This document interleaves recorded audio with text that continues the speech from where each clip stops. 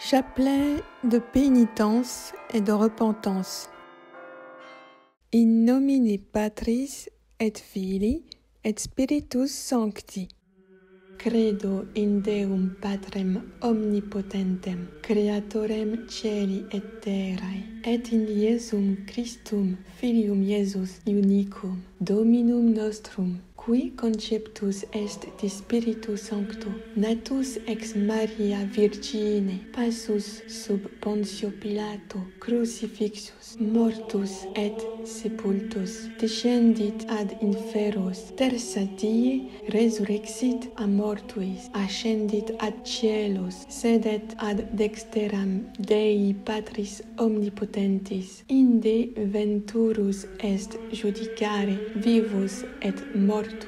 Credo in Spiritum Sanctum, sanctam Ecclesiam Catholicam, sanctorum communionem, remissionem peccatorum, carnis resurrectionem, vitam aeternam. Amen. Pater noster, qui es in celis, sanctificetur nomen tuum, adveniat regnum tuum, fiat voluntas tua, sicut in cielo et in terra. Panem nostrum quotidianum da nobis hodie, et dimitte nobis debita nostra, sicut et nos dimittimus debitoribus nostris, et ne nos inducas in tentationem, sed libera nos a malo. Amen. Ave Maria, gratia plena, Dominus tecum, benedicta tu in mulieribus, et benedictus fructus ventris tui, Iesus. Sancta Maria, Mater Dei, ora pro nobis peccatoribus, nunc et in hora mortis nostrae. Amen. Ave Maria, gratia plena, Dominus tecum, benedicta tu in mulieribus, et benedictus fructus ventris tui, Iesus. Sancta Maria, Mater Dei, ora pro nobis peccatoribus, nunc et in hora mortis nostrae. Amen.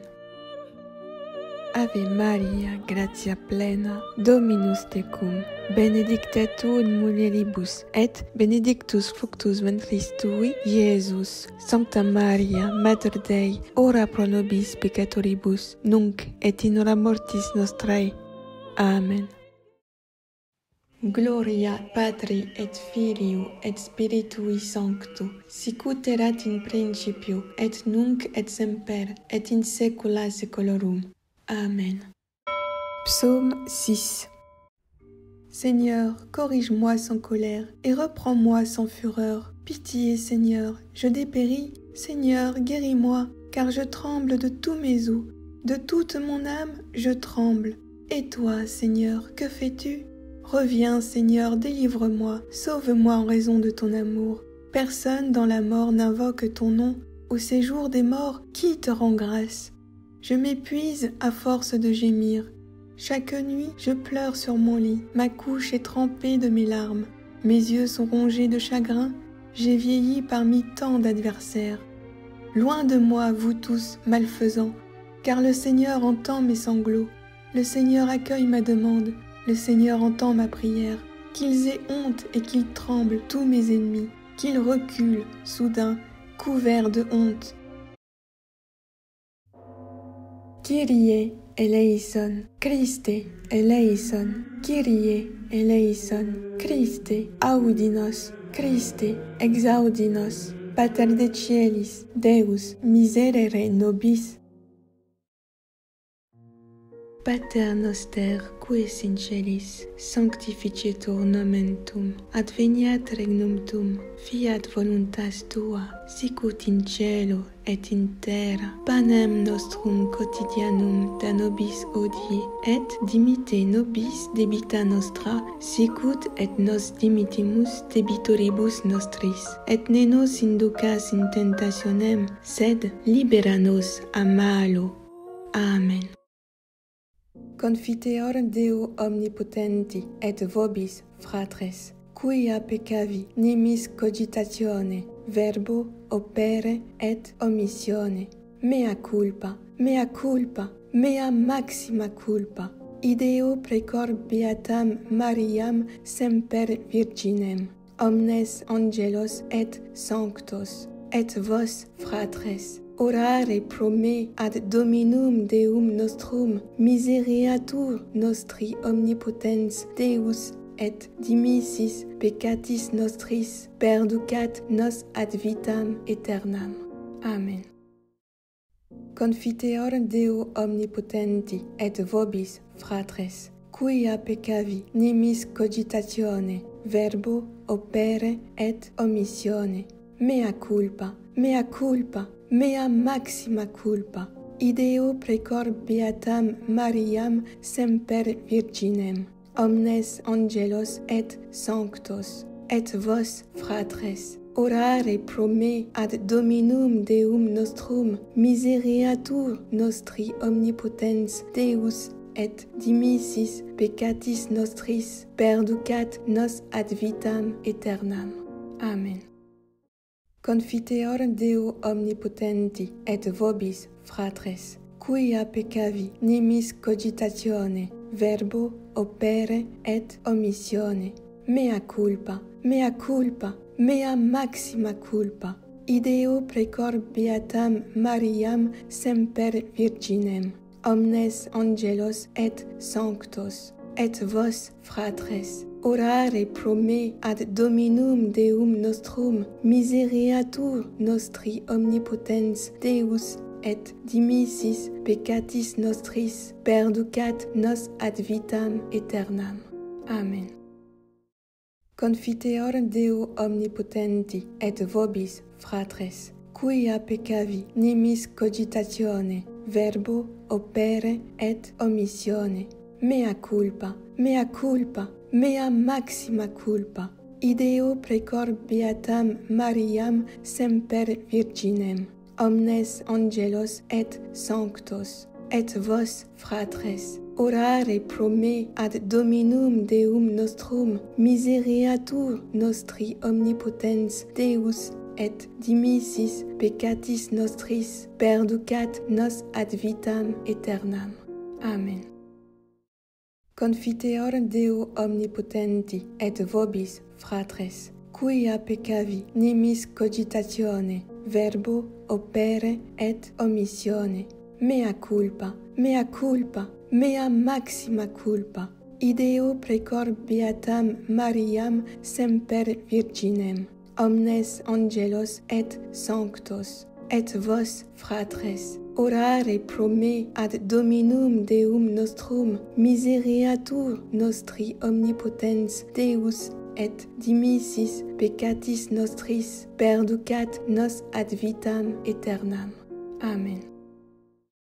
Confiteor Deo omnipotenti et vobis, fratres, quia peccavi nimis cogitatione, verbo, opere et omissione, mea culpa, mea maxima culpa, ideo precor beatam Mariam semper virginem, omnes angelos et sanctos, et vos, fratres, orare pro me ad Dominum Deum nostrum misereatur nostri omnipotens Deus et dimissis peccatis nostris perducat nos ad vitam aeternam.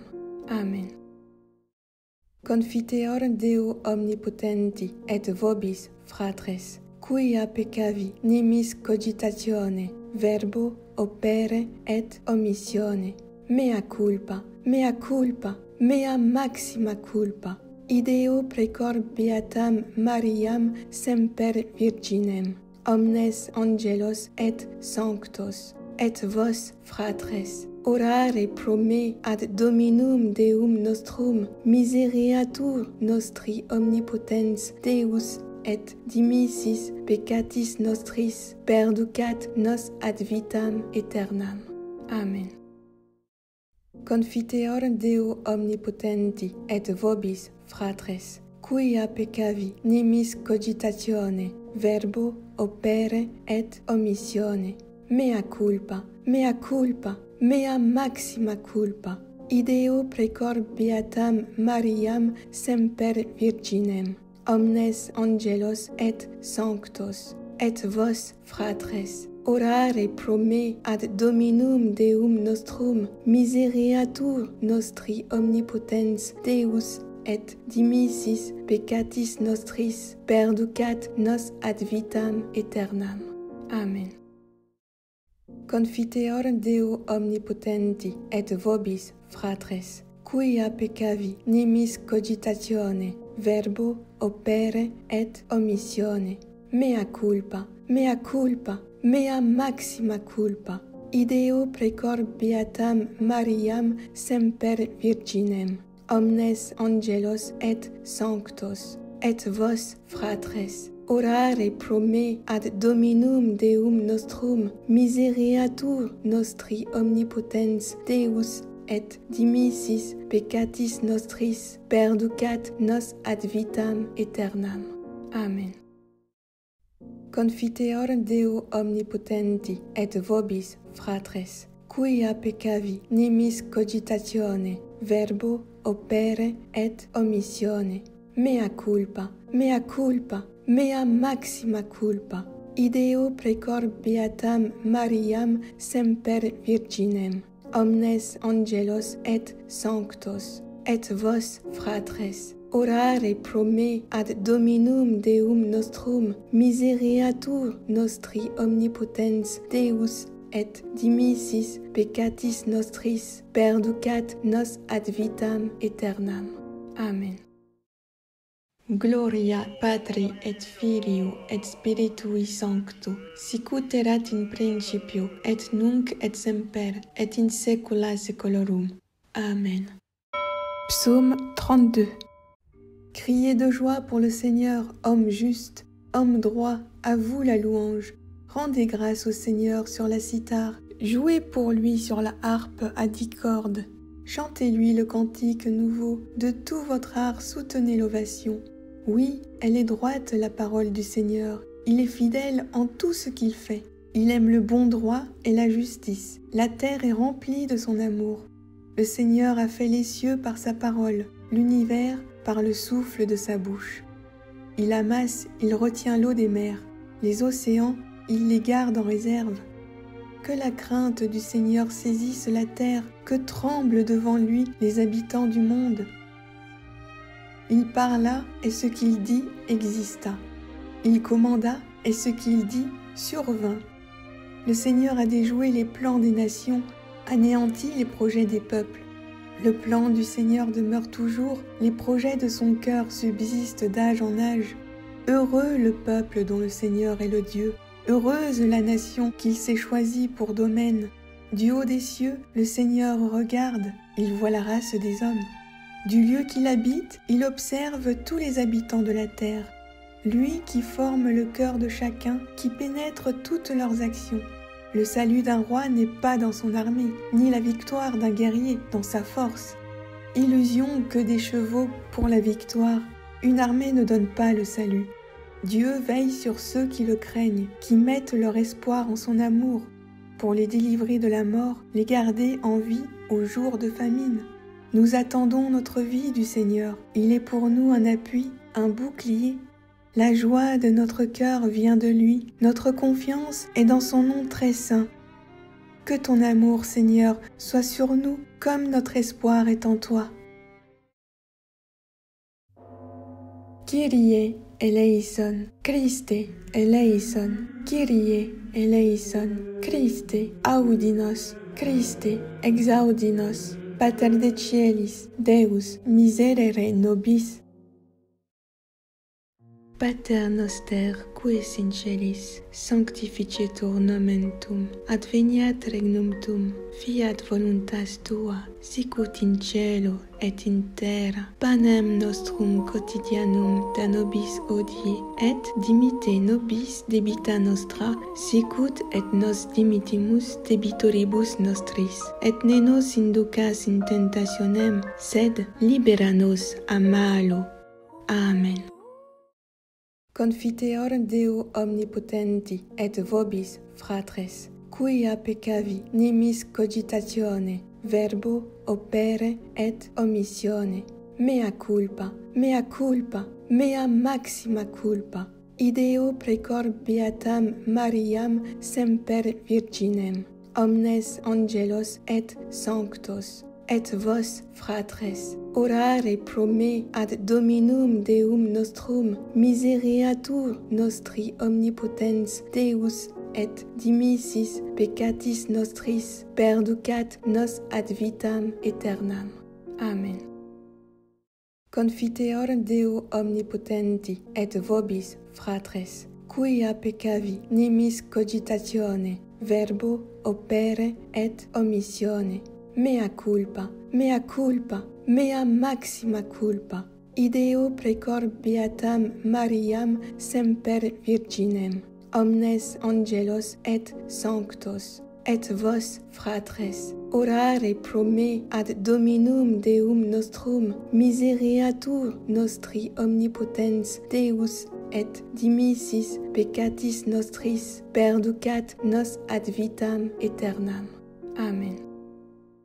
Confiteor Deo omnipotenti, et vobis, fratres, quia peccavi nimis cogitatione, verbo, opere, et omissione, mea culpa, mea maxima culpa, ideo precor beatam Mariam semper virginem, omnes angelos et sanctos, et vos, fratres, orare pro me ad Dominum Deum nostrum, misereatur nostri omnipotens Deus, et dimissis peccatis nostris, perducat nos ad vitam aeternam.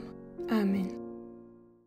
Confiteor Deo omnipotenti, et vobis, fratres, quia peccavi nimis cogitatione, verbo, opere, et omissione, mea culpa, mea maxima culpa, ideo precor beatam Mariam semper virginem, omnes angelos et sanctos, et vos, fratres, orare pro me ad Dominum Deum nostrum, misereatur nostri omnipotens Deus, et dimissis peccatis nostris, perducat nos ad vitam aeternam.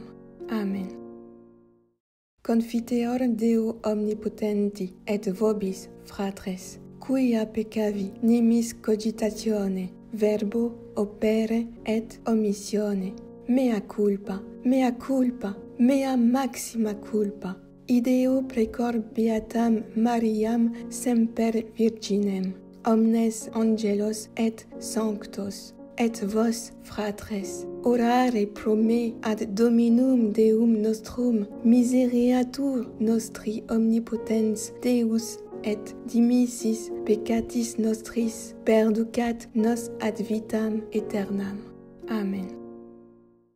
Confiteor Deo omnipotenti, et vobis, fratres, quia peccavi nimis cogitatione, verbo, opere, et omissione, mea culpa, mea maxima culpa, ideo precor beatam Mariam semper virginem, omnes angelos et sanctos, et vos, fratres, orare pro me ad Dominum Deum nostrum, misereatur nostri omnipotens Deus, et dimissis peccatis nostris, perducat nos ad vitam aeternam.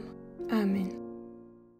Confiteor Deo omnipotenti, et vobis, fratres, quia peccavi nimis cogitatione, verbo, opere, et omissione, mea culpa, mea maxima culpa, ideo precor beatam Mariam semper virginem, omnes angelos et sanctos, et vos, fratres, orare pro me ad Dominum Deum nostrum, misereatur nostri omnipotens Deus, et dimissis peccatis nostris, perducat nos ad vitam aeternam. Amen.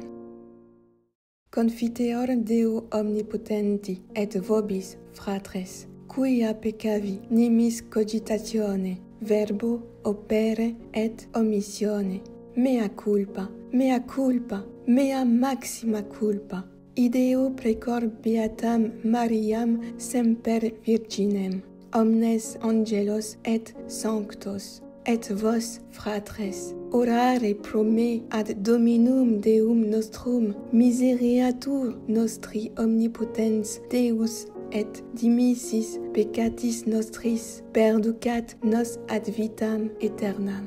Amen. Confiteor Deo omnipotenti et vobis, fratres, quia peccavi nimis cogitatione, verbo, opere et omissione, mea culpa, mea culpa, mea maxima culpa. Ideo precor beatam Mariam semper virginem, omnes angelos et sanctos, et vos, fratres, orare pro me ad Dominum Deum nostrum misereatur nostri omnipotens Deus et dimissis peccatis nostris perducat nos ad vitam aeternam. Amen. Confiteor Deo omnipotenti et vobis, fratres, quia peccavi nimis cogitatione, verbo, opere et omissione, mea culpa, mea culpa, mea maxima culpa. Ideo precor beatam Mariam semper virginem, omnes angelos et sanctos, et vos, fratres, orare pro me ad Dominum Deum nostrum misereatur nostri omnipotens Deus et dimissis peccatis nostris perducat nos ad vitam aeternam. Amen. Gloria Patri et Filio et Spiritui Sancto, sicut erat in principio et nunc et semper et in saecula saeculorum. Amen. Psaume 39. D'un grand espoir j'espérais le Seigneur. Il s'est penché vers moi pour entendre mon cri. Il m'a tiré de l'horreur du gouffre, de la vase et de la boue. Il m'a fait reprendre pied sur le roc. Il a raffermi mes pas. Dans ma bouche, il a mis un chant nouveau, une louange à notre Dieu. Beaucoup d'hommes me verront, ils craindront, ils auront foi dans le Seigneur. Heureux est l'homme qui met sa foi dans le Seigneur et ne va pas du côté des violents, dans le parti des traîtres. Tu as fait pour nous tant de choses, toi, Seigneur mon Dieu, tant de projets et de merveilles. Non, tu n'as point d'égal. Je l'ai dit, je l'ai redit encore, mais leur nombre est trop grand. Tu ne voulais ni offrande, ni sacrifice. Tu as ouvert mes oreilles. Tu ne demandais ni holocauste, ni victime. Alors j'ai dit, voici, je viens. Dans le livre est écrit pour moi ce que tu veux que je fasse. Mon Dieu, voilà ce que j'aime. Ta loi me tient aux entrailles. J'annonce la justice dans la grande assemblée. Vois, je ne retiens pas mes lèvres, Seigneur, tu le sais. Je n'ai pas enfoui ta justice au fond de mon cœur. Je n'ai pas caché ta fidélité et ton salut. J'ai dit ton amour et ta vérité à la grande assemblée. Toi, Seigneur, ne retiens pas loin de moi ta tendresse. Que ton amour et ta vérité sans cesse me gardent. Les malheurs m'ont assailli, leur nombre m'échappe. Mes péchés m'ont accablé, ils m'enlèvent la vue. Plus nombreux que les cheveux de ma tête, ils me font perdre cœur.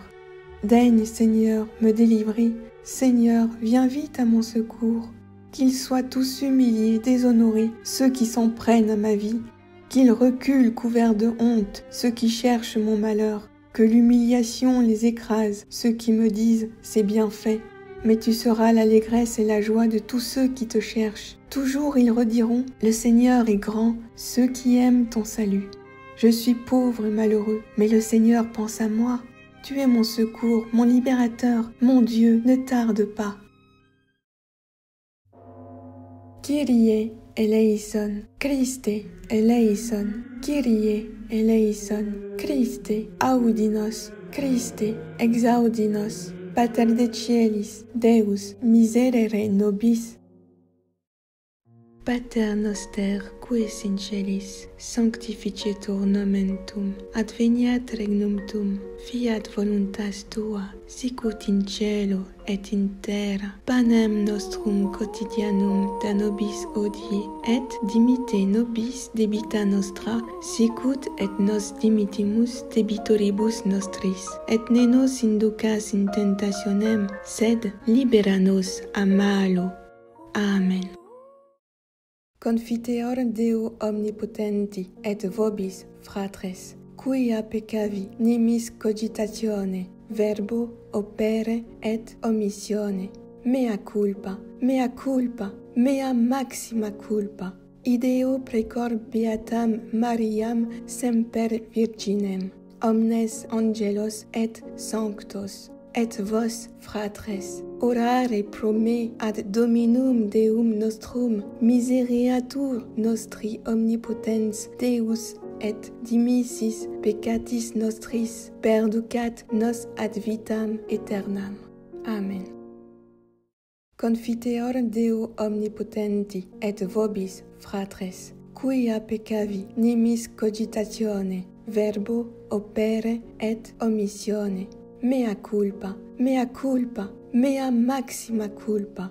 Ideo precor beatam Mariam semper virginem, omnes angelos et sanctos, et vos, fratres, orare pro me ad Dominum Deum nostrum misereatur nostri omnipotens Deus, et dimissis peccatis nostris perducat nos ad vitam aeternam. Amen. Confiteor Deo omnipotenti et vobis, fratres, quia peccavi nimis cogitatione, verbo opere et omissione. Mea culpa, mea maxima culpa. Ideo precor beatam Mariam semper virginem, omnes angelos et sanctos, et vos, fratres, orare pro me ad Dominum Deum nostrum misereatur nostri omnipotens Deus, et dimissis peccatis nostris perducat nos ad vitam aeternam. Amen. Confiteor Deo omnipotenti et vobis, fratres, quia peccavi nimis cogitatione, verbo opere et omissione. Mea culpa, mea maxima culpa. Ideo precor beatam Mariam semper virginem, omnes angelos et sanctos, et vos, fratres, orare pro me ad Dominum Deum nostrum misereatur nostri omnipotens Deus, et dimissis peccatis nostris perducat nos ad vitam aeternam. Amen. Confiteor Deo omnipotenti et vobis, fratres, quia peccavi nimis cogitatione, verbo opere et omissione. Mea culpa, mea maxima culpa. Ideo precor beatam Mariam semper virginem, omnes angelos et sanctos, et vos, fratres, orare pro me ad Dominum Deum nostrum misereatur nostri omnipotens Deus, et dimissis peccatis nostris perducat nos ad vitam aeternam. Amen. Confiteor Deo omnipotenti et vobis, fratres, quia peccavi nimis cogitatione, verbo opere et omissione. Mea culpa, mea maxima culpa. Ideo precor beatam Mariam semper virginem, omnes angelos et sanctos, et vos, fratres, orare pro me ad Dominum Deum nostrum misereatur nostri omnipotens Deus, et dimissis peccatis nostris perducat nos ad vitam aeternam. Amen. Confiteor Deo omnipotenti et vobis, fratres, quia peccavi nimis cogitatione, verbo opere et omissione. Mea culpa, mea maxima culpa. Ideo precor beatam Mariam semper virginem, omnes angelos et sanctos, et vos, fratres, orare pro me ad Dominum Deum nostrum misereatur nostri omnipotens Deus, et dimissis peccatis nostris perducat nos ad vitam aeternam. Amen. Confiteor Deo omnipotenti et vobis, fratres, quia peccavi nimis cogitatione, verbo opere et omissione. Mea culpa, mea maxima culpa. ideo precor beatam Mariam semper virginem, omnes angelos et sanctos, et vos, fratres, orare pro me ad Dominum Deum nostrum misereatur nostri omnipotens Deus et dimissis peccatis nostris perducat nos ad vitam aeternam. Amen. Confiteor Deo omnipotenti et vobis, fratres, quia peccavi nimis cogitatione, verbo, opere et omissione, mea culpa, mea maxima culpa, ideo precor beatam Mariam semper virginem, omnes angelos et sanctos, et vos, fratres, orare pro me ad Dominum Deum nostrum misereatur nostri omnipotens Deus et dimissis peccatis nostris perducat nos ad vitam aeternam. Amen. Confiteor Deo omnipotenti et vobis, fratres, quia peccavi nimis cogitatione, verbo, opere et omissione, mea culpa, mea maxima culpa, ideo precor beatam Mariam semper virginem, omnes angelos et sanctos, et vos, fratres, orare pro me ad Dominum Deum nostrum misereatur nostri omnipotens Deus et dimissis peccatis nostris perducat nos ad vitam aeternam. Amen. Gloria Patri et Filio et Spiritui Sancto, sic ut erat in principio et nunc et semper et in saecula saeculorum. Amen. Psaume 51. Pourquoi te glorifier du mal, toi, l'homme fort? Chaque jour, Dieu est fidèle. De ta langue affilée comme un rasoir, tu prépares le crime, fourbe que tu es.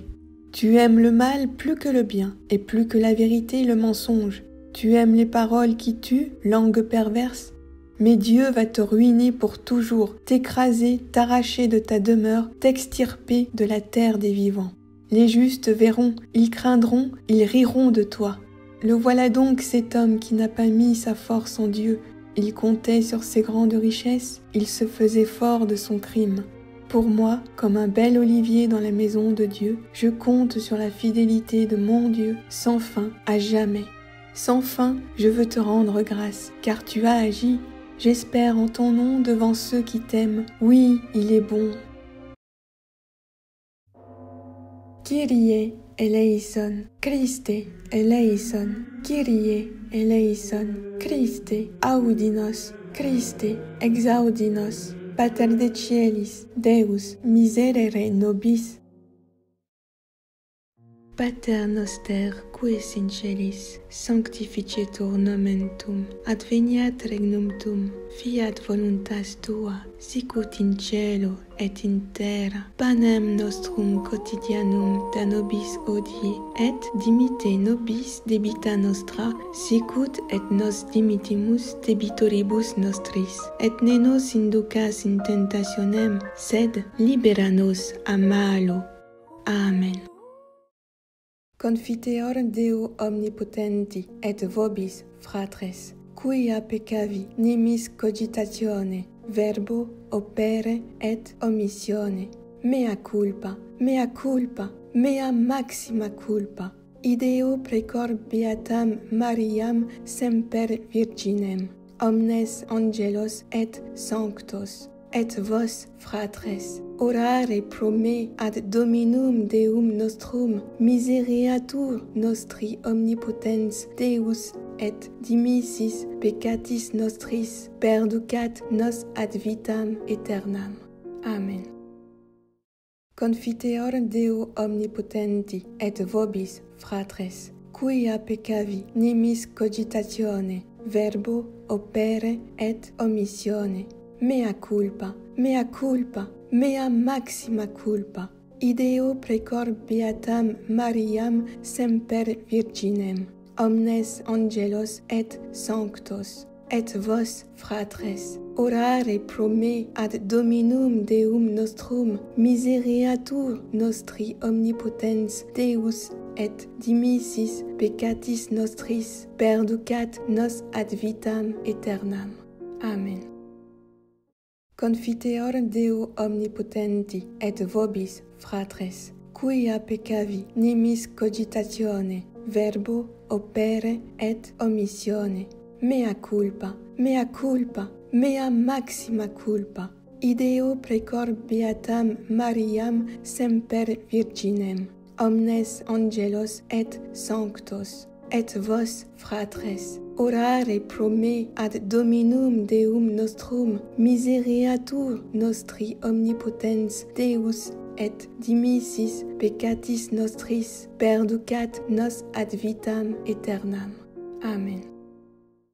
Confiteor Deo omnipotenti et vobis, fratres, quia peccavi nimis cogitatione, verbo, opere et omissione, mea culpa, mea maxima culpa, ideo precor beatam Mariam semper virginem, omnes angelos et sanctos, et vos, fratres, orare pro me ad Dominum Deum nostrum misereatur nostri omnipotens Deus et dimissis peccatis nostris perducat nos ad vitam aeternam. Amen. Confiteor Deo omnipotenti et vobis, fratres, quia peccavi nimis cogitatione, verbo, opere et omissione, mea culpa, mea maxima culpa, ideo precor beatam Mariam semper virginem, omnes angelos et sanctos, et vos, fratres, orare pro me ad Dominum Deum nostrum misereatur nostri omnipotens Deus et dimissis peccatis nostris perducat nos ad vitam aeternam. Amen. Confiteor Deo omnipotenti et vobis, fratres, quia peccavi nimis cogitatione, verbo, opere et omissione, mea culpa, mea maxima culpa, ideo precor beatam Mariam semper virginem, omnes angelos et sanctos, et vos, fratres, orare pro me ad Dominum Deum nostrum misereatur nostri omnipotens Deus et dimissis peccatis nostris perducat nos ad vitam aeternam. Amen. Confiteor Deo omnipotenti et vobis, fratres, quia peccavi nimis cogitatione, verbo, opere et omissione, mea culpa, mea maxima culpa, ideo precor beatam Mariam semper virginem, omnes angelos et sanctos, et vos, fratres, orare pro me ad Dominum Deum nostrum misereatur nostri omnipotens Deus et dimissis peccatis nostris perducat nos ad vitam aeternam. Amen. Confiteor Deo omnipotenti et vobis, fratres, quia peccavi nimis cogitatione, verbo, opere et omissione, mea culpa, mea maxima culpa, ideo precor beatam Mariam semper virginem, omnes angelos et sanctos, et vos, fratres, orare pro me ad Dominum Deum nostrum misereatur nostri omnipotens Deus et dimissis peccatis nostris perducat nos ad vitam aeternam. Amen. Confiteor Deo omnipotenti et vobis, fratres, quia peccavi nimis cogitatione, verbo, opere et omissione, mea culpa, mea maxima culpa, ideo precor beatam Mariam semper virginem, omnes angelos et sanctos, et vos, fratres, orare pro me ad Dominum Deum nostrum misereatur nostri omnipotens Deus et dimissis peccatis nostris perducat nos ad vitam aeternam. Amen. Confiteor Deo omnipotenti et vobis, fratres, quia peccavi nimis cogitatione, verbo, opere et omissione. Mea culpa, mea culpa, mea maxima culpa. Ideo precor beatam Mariam semper virginem, omnes angelos et sanctos, et vos, fratres, orare pro me ad Dominum Deum nostrum misereatur nostri omnipotens Deus et dimissis peccatis nostris perducat nos ad vitam aeternam. Amen. Gloria Patri et Filio et Spiritui Sancto, sicut erat in principio et nunc et semper et in saecula saeculorum. Amen. Psaume 102. Bénis le Seigneur, ô mon âme, bénis son nom très saint, tout mon être. Bénis le Seigneur, ô mon âme, n'oublie aucun de ses bienfaits, car il pardonne toutes tes offenses et te guérit de toute maladie.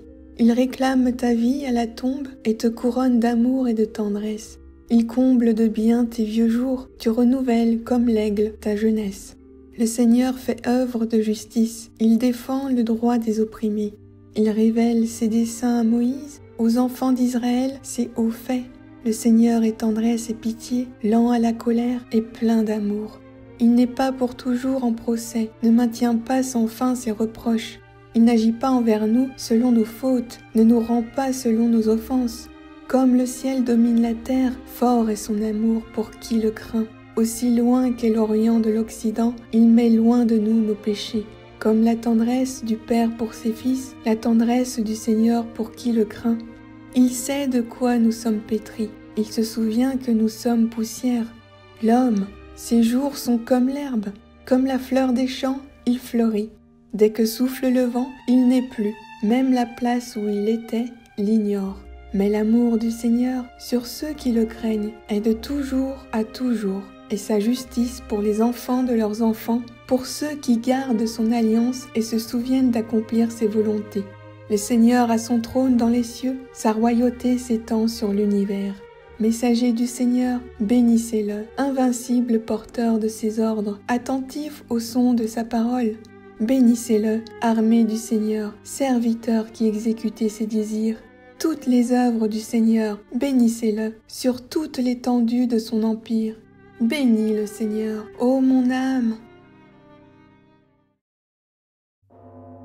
Kyrie eleison, Christe eleison, Kyrie eleison, Christe audinos, Christe exaudinos. Pater de Cielis, Deus, miserere nobis.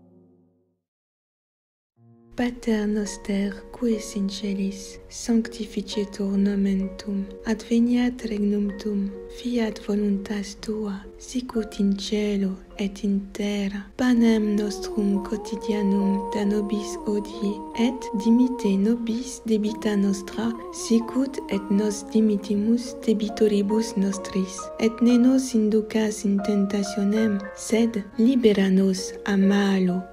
Amen. Confiteor Deo omnipotenti et vobis, fratres, quia peccavi nimis cogitatione, verbo, opere et omissione. Mea culpa, mea culpa, mea maxima culpa. Ideo precor beatam Mariam semper virginem, omnes angelos et sanctos, et vos, fratres, orare pro me ad Dominum Deum nostrum misereatur nostri omnipotens Deus et dimissis peccatis nostris perducat nos ad vitam aeternam. Amen. Confiteor Deo omnipotenti et vobis, fratres, quia peccavi nimis cogitatione, verbo, opere et omissione. Mea culpa, mea culpa, mea maxima culpa. Ideo precor beatam Mariam semper virginem, omnes angelos et sanctos, et vos, fratres, orare pro me ad Dominum Deum nostrum misereatur nostri omnipotens Deus et dimissis peccatis nostris perducat nos ad vitam aeternam. Amen. Confiteor Deo omnipotenti et vobis, fratres, quia peccavi nimis cogitatione, verbo, opere et omissione. Mea culpa, mea culpa, mea maxima culpa. Ideo precor beatam Mariam semper virginem, omnes angelos et sanctos, et vos, fratres, orare pro me ad Dominum Deum nostrum misereatur nostri omnipotens Deus et dimissis peccatis nostris perducat nos ad vitam aeternam. Amen. Confiteor Deo omnipotenti et vobis, fratres, quia peccavi nimis cogitatione, verbo, opere et omissione. Mea culpa, mea culpa, mea maxima culpa. Ideo precor beatam Mariam semper virginem, omnes angelos et sanctos, et vos, fratres, orare pro me ad Dominum Deum nostrum misereatur nostri omnipotens Deus et dimissis peccatis nostris perducat nos ad vitam aeternam. Amen. Confiteor Deo omnipotenti et vobis, fratres, quia peccavi nimis cogitatione, verbo, opere et omissione. Mea culpa, mea culpa, mea maxima culpa. Ideo precor beatam Mariam semper virginem, omnes angelos et sanctos, et vos, fratres, orare pro me ad Dominum Deum nostrum misereatur nostri omnipotens Deus et dimissis peccatis nostris perducat nos ad vitam aeternam. Amen. Confiteor Deo omnipotenti et vobis, fratres, quia peccavi nimis cogitatione, verbo, opere et omissione. Mea culpa, mea culpa, mea maxima culpa.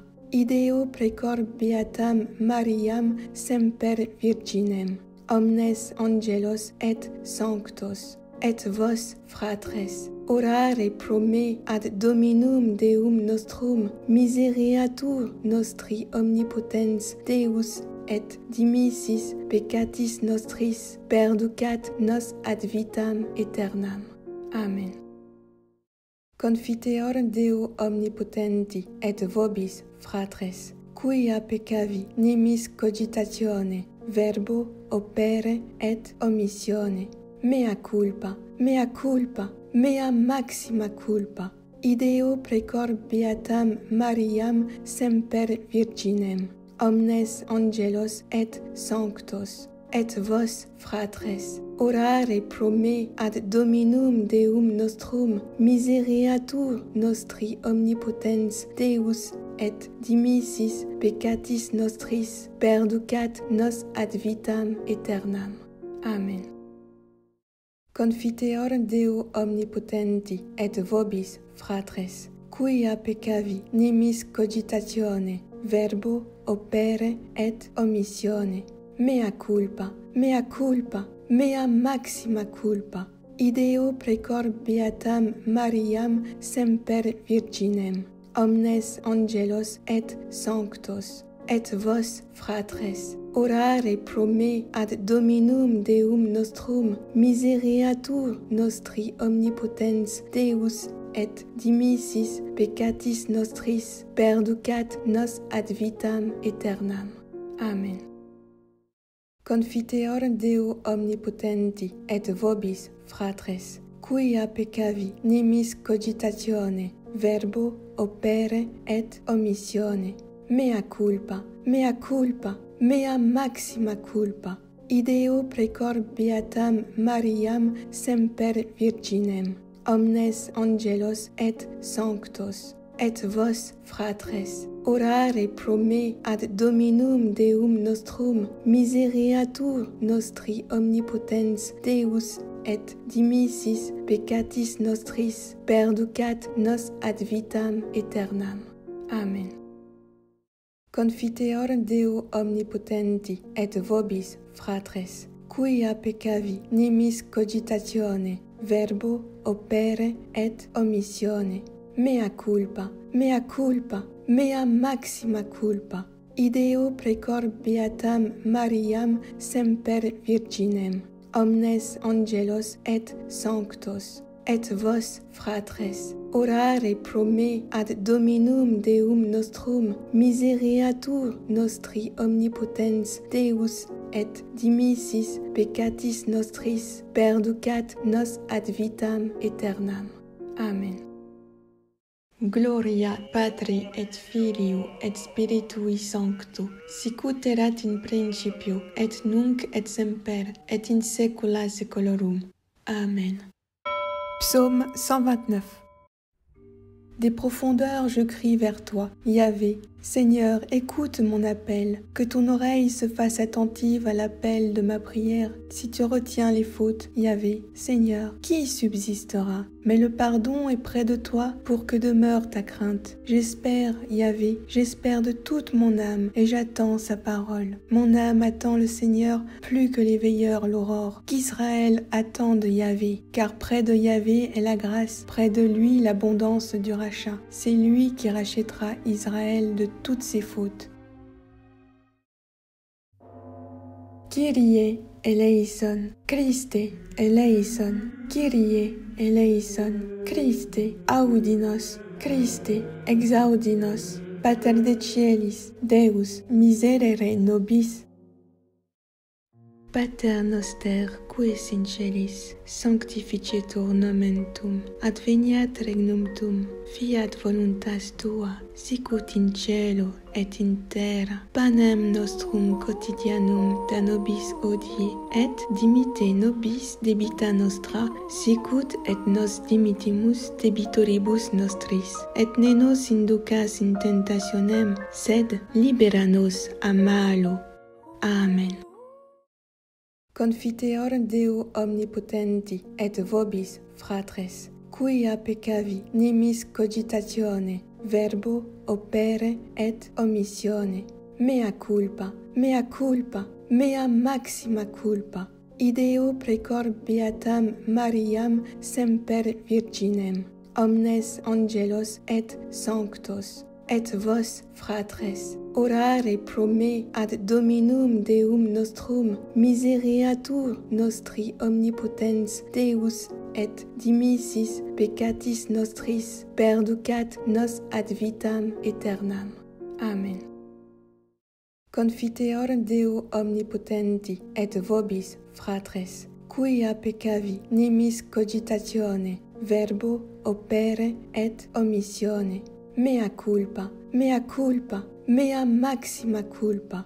Ideo precor beatam Mariam semper virginem, omnes angelos et sanctos, et vos, fratres, orare pro me ad Dominum Deum nostrum misereatur nostri omnipotens Deus et dimissis peccatis nostris perducat nos ad vitam aeternam. Amen. Confiteor Deo omnipotenti et vobis, fratres, quia peccavi nimis cogitatione, verbo, opere et omissione. Mea culpa, mea culpa, mea maxima culpa. Ideo precor beatam Mariam semper virginem, omnes angelos et sanctos, et vos, fratres, orare pro me ad Dominum Deum nostrum misereatur nostri omnipotens Deus et dimissis peccatis nostris perducat nos ad vitam aeternam. Amen. Confiteor Deo omnipotenti et vobis, fratres, quia peccavi nimis cogitatione, verbo, opere et omissione. Mea culpa, mea culpa, mea maxima culpa. Ideo precor beatam Mariam semper virginem, omnes angelos et sanctos, et vos, fratres, orare pro me ad Dominum Deum nostrum misereatur nostri omnipotens Deus et dimissis peccatis nostris perducat nos ad vitam aeternam. Amen. Confiteor Deo omnipotenti et vobis, fratres, quia peccavi nimis cogitatione, verbo, opere et omissione. Mea culpa, mea culpa, mea maxima culpa. Ideo precor beatam Mariam semper virginem, omnes angelos et sanctos, et vos, fratres, orare pro me ad Dominum Deum nostrum misereatur nostri omnipotens Deus et dimissis peccatis nostris perducat nos ad vitam aeternam. Amen. Confiteor Deo omnipotenti et vobis, fratres, quia peccavi nimis cogitatione, verbo, opere et omissione. Mea culpa, mea culpa, mea maxima culpa. Ideo precor beatam Mariam semper virginem, omnes angelos et sanctos, et vos, fratres, orare pro me ad Dominum Deum nostrum misereatur nostri omnipotens Deus et dimissis peccatis nostris perducat nos ad vitam aeternam. Amen. Confiteor Deo omnipotenti et vobis, fratres, quia peccavi nimis cogitatione, verbo, opere et omissione. Mea culpa, mea culpa, mea maxima culpa. Ideo precor beatam Mariam semper virginem, omnes angelos et sanctos, et vos, fratres, orare pro me ad Dominum Deum nostrum misereatur nostri omnipotens Deus et dimissis peccatis nostris perducat nos ad vitam aeternam. Amen. Confiteor Deo omnipotenti et vobis, fratres, quia peccavi nimis cogitatione, verbo, opere et omissione. Mea culpa, mea culpa, mea maxima culpa. Ideo precor beatam Mariam semper virginem, omnes angelos et sanctos, et vos, fratres, orare pro me ad Dominum Deum nostrum misereatur nostri omnipotens Deus et dimissis peccatis nostris perducat nos ad vitam aeternam. Amen. Confiteor Deo omnipotenti et vobis, fratres, quia peccavi nimis cogitatione, verbo, opere et omissione.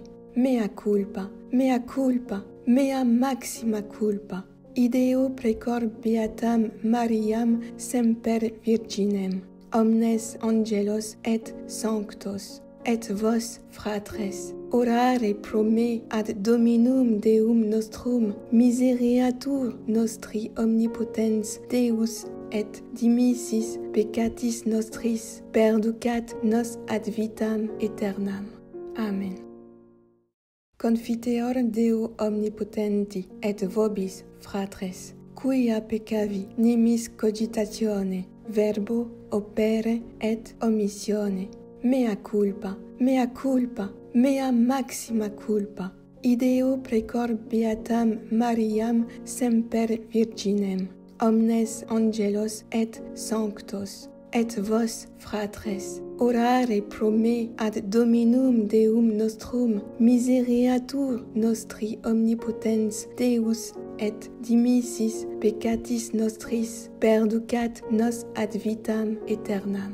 Amen. Gloria Patri et Filio et Spiritui Sancto, sic ut erat in principio et nunc et semper et in saecula saeculorum. Amen. Psaume 143. Béni soit le Seigneur, mon rocher. Il exerce mes mains pour le combat, il m'entraîne à la bataille. Il est mon allié, ma forteresse, ma citadelle, celui qui me libère. Il est le bouclier qui m'abrite, il me donne pouvoir sur mon peuple. Qu'est-ce que l'homme pour que tu le connaisses, Seigneur, le fils d'un homme pour que tu comptes avec lui? L'homme est semblable à un souffle, ses jours sont une ombre qui passe. Seigneur, incline les cieux et descends, touche les montagnes, qu'elles brûlent. décoche des éclairs de tous côtés, tire des flèches et répand la terreur. Des hauteurs, tends-moi la main, délivre-moi, sauve-moi du gouffre des eaux, de l'emprise d'un peuple étranger. Il dit des paroles mensongères, sa main est une main parjure. Pour toi, je chanterai un chant nouveau, pour toi, je jouerai sur la harpe à 10 cordes. Pour toi, qui donne au roi la victoire et sauve de l'épée meurtrière David, ton serviteur. Délivre-moi, sauve-moi de l'emprise d'un peuple étranger. Il dit des paroles mensongères, sa main est une main parjure. Que nos fils soient pareils à des plans bienvenus dès leur jeune âge. Nos filles, pareilles à des colonnes sculptées pour un palais. Nos greniers, remplis, débordants, regorgeront de biens. Les troupeaux, par milliers, par myriades, empliront nos campagnes. Nos vassaux nous resteront soumis, plus de défaites, plus de brèches dans nos murs, plus d'alerte sur nos places. Heureux le peuple ainsi comblé, heureux le peuple qui a pour Dieu le Seigneur. Kyrie eleison, Christe eleison, Kyrie eleison, Christe audinos, Christe exaudinos, Pater de Cielis, Deus miserere nobis. Pater noster, qui es in celis, sanctificetur nomen tuum, adveniat regnum tuum, fiat voluntas tua, sicut in cielo et in terra. Panem nostrum quotidianum da nobis hodie, et dimitte nobis debita nostra, sicut et nos dimittimus debitoribus nostris, et ne nos inducas in tentationem, sed libera nos a malo. Amen. Confiteor Deo omnipotenti et vobis, fratres, quia peccavi nimis cogitatione, verbo, opere et omissione. Mea culpa, mea culpa, mea maxima culpa. Ideo precor beatam Mariam semper virginem, omnes angelos et sanctos, et vos, fratres, orare pro me ad Dominum Deum nostrum, misereatur nostri omnipotens Deus, et dimissis peccatis nostris, perducat nos ad vitam aeternam. Amen. Confiteor Deo omnipotenti et vobis, fratres, quia peccavi nimis cogitatione, verbo, opere et omissione. Mea culpa, mea culpa, mea maxima culpa. Ideo precor beatam Mariam semper virginem, omnes angelos et sanctos, et vos, fratres, orare pro me ad Dominum Deum nostrum, misereatur nostri omnipotens Deus, et dimissis peccatis nostris, perducat nos ad vitam aeternam. Amen. Confiteor Deo omnipotenti et vobis, fratres, quia peccavi nimis cogitatione, verbo, opere et omissione. Mea culpa, mea culpa, mea maxima culpa. Ideo precor beatam Mariam semper virginem, omnes angelos et sanctos, et vos, fratres, orare pro me ad Dominum Deum nostrum, misereatur nostri omnipotens Deus, et dimissis peccatis nostris, perducat nos ad vitam aeternam. Amen. Confiteor Deo omnipotenti et vobis, fratres, quia peccavi nimis cogitatione, verbo, opere et omissione. Mea culpa, mea culpa, mea maxima culpa.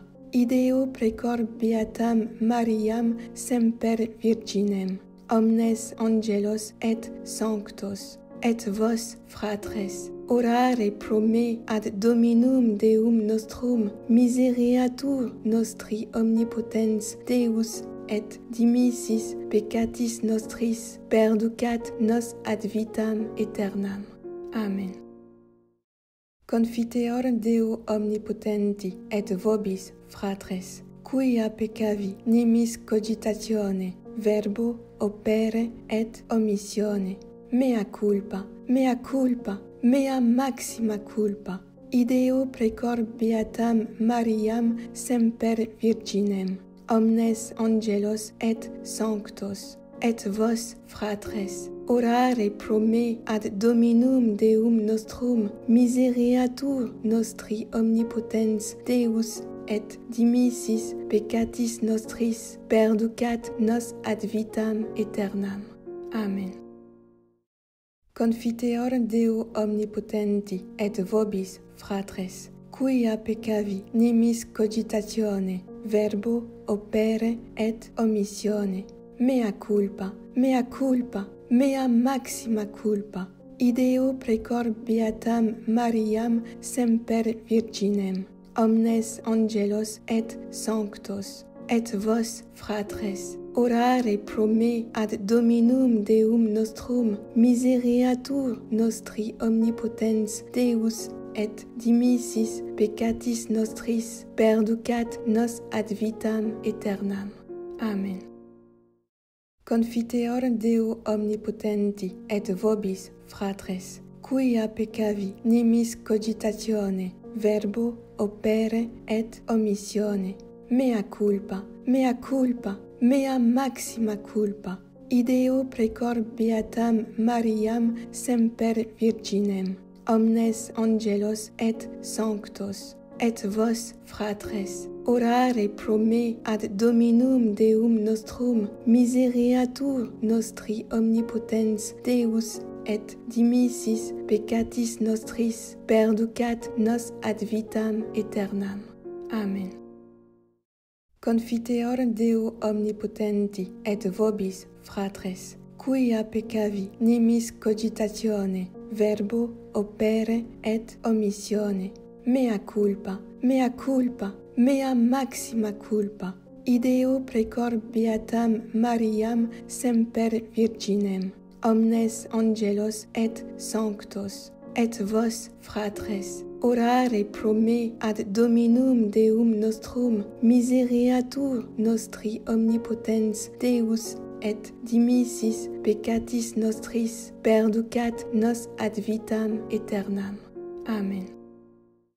Confiteor Deo omnipotenti et vobis, fratres, quia peccavi nimis cogitatione, verbo, opere et omissione, mea culpa, mea culpa, mea maxima culpa, ideo precor beatam Mariam semper virginem, omnes angelos et sanctos, et vos, fratres, orare pro me ad Dominum Deum nostrum misereatur nostri omnipotens Deus, et dimissis peccatis nostris perducat nos ad vitam aeternam. Amen. Confiteor Deo omnipotenti et vobis, fratres, quia peccavi nimis cogitatione, verbo, opere et omissione, mea culpa, mea culpa, mea maxima culpa, ideo precor beatam Mariam semper virginem, omnes angelos et sanctos, et vos, fratres, orare pro me ad Dominum Deum nostrum misereatur nostri omnipotens Deus, et dimissis peccatis nostris perducat nos ad vitam aeternam. Amen. Gloria Patri et Filio et Spiritui Sancto, sicut erat in principio et nunc et semper et in saecula saeculorum. Amen. Veni, Creator Spiritus, mentes tuorum visita, in ple superna gratia, quae tu creasti pectora, qui diceris Paraclitus, altissimi donum Dei, fons vivus, ignis caritas et spiritualis unctio. Tu septiformis munere digitus paterne dextere, tu rite promissum Patris, sermone ditans gutura, ascende lumen sensibus, infunde amorem cordibus, infirma nostri corporis virtute firmans perpeti. Ostem repellas longius, pacemque dones protinus, ductore sic te previo, vitemus omne noxium. Per te sciamus da patrem, nosciamus atque filium, teque utriusque spiritum credamus omni tempore. Deo Patri sit gloria, et Filio, quia mortuis surrexit ac Paraclito in saeculorum saecula. Amen.